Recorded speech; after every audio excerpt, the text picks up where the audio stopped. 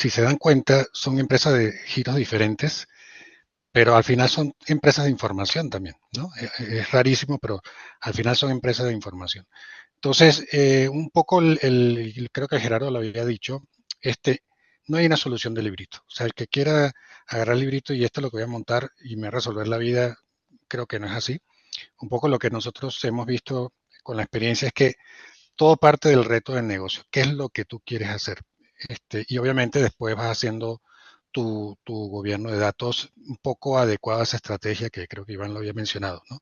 Por ejemplo, si tú eres eres servicio financiero y quieres montar una estrategia de open banking para dar servicios a otros, ¿no? Y con los datos de banca, el gobierno de datos va a ser muy diferente a otra empresa que quiere tener una visión de cliente 360, por ejemplo, o en el caso de consumo, tener los materiales y los clientes.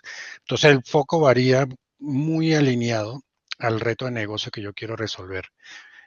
Por ejemplo, si voy a hacer una migración de un RP muy orientado a limpieza de datos y migración de datos, ese es un poco el gobierno de datos que tengo que hacer. Pero al final, dependiendo también de ese reto y esa estrategia, se, se concentra mucho en quiénes son los dueños de los datos, quién es el propietario de ese dato, quién se va a hacer responsable, cómo se van a administrar, los procesos de administración, pero también las herramientas de administración, ¿no? Llega un momento que, sobre todo en estos casos de Big Data, que hacerlo de una forma manual se vuelve impráctico, ¿no? Hay tantos cambios que ya hacerlo de una forma por correo, por email, es totalmente impráctico y hay que tener herramientas que nos ayuden a esa gestión. Y no solamente en los niveles, digamos, primarios donde tú estás arreglando tus datos, obviamente a medida que vas aumentando la madurez te das cuenta, yo creo que ahí Gerardo dijo un ejemplo, que no solamente son importantes tus datos, sino los datasets externos, porque si vas a hacer un pronóstico, por ejemplo, de demanda, obviamente tienes que saber tu historia, pero no siempre la historia se va a repetir. Tienes que ver qué está pasando afuera, cómo está el PIB local, si hay eventos en esa localidad, si ahí está cambiando el nivel socioeconómico de la gente.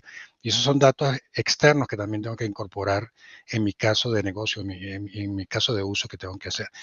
Y para agregarle más complejidad, los datos se van volviendo más desestructurados, ¿no? Ya no son el byte que tengo en una base de datos, sino tengo videos que tomaron mis cámaras o audios que tomaron de algún lado o análisis de sentimiento. Entonces, la verdad es que a medida que voy ganando madurez en este proceso, el gobierno se va haciendo también más complejo, ¿no? No quiere decir más difícil, pero sí también va incorporándose otras cosas a este tema. Y a medida que obviamente me voy acercando a la inteligencia artificial, se vuelve más complejo, ¿no? Entonces, típicamente el viaje es, me quiero convertir en un data-driven company, que ese es, digamos, el primer sueño, vamos a decirlo así, un poco parafraseando Deming, que decía, en Dios creemos, lo demás traigan datos, ¿no? Ese es el primer estadio.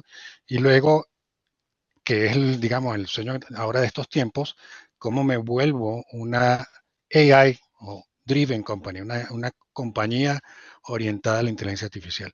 Entonces, todo eso es un proceso, ¿no? No es que simplemente lo decreto y ya pasa, ¿no? Hay varios estadios que tengo que ir pasando y tengo que hacerlo de una forma ordenada, estructurada, con mucha orientación, no perder nunca de vista ese norte, que es el reto de negocio que voy a resolver.